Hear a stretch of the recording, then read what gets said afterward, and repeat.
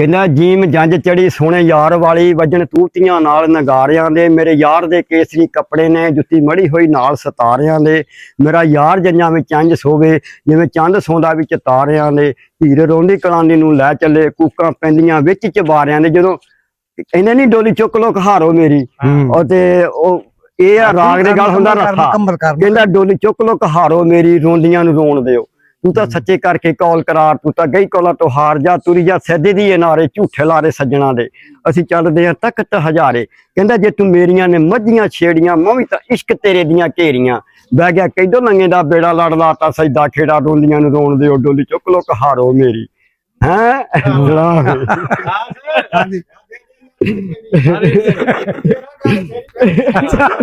ਚੱਲ ਕੋਈ ਨੀ ਕਰਦਾ ਮੱਠੀ ਮੱਠੀ ਨਾ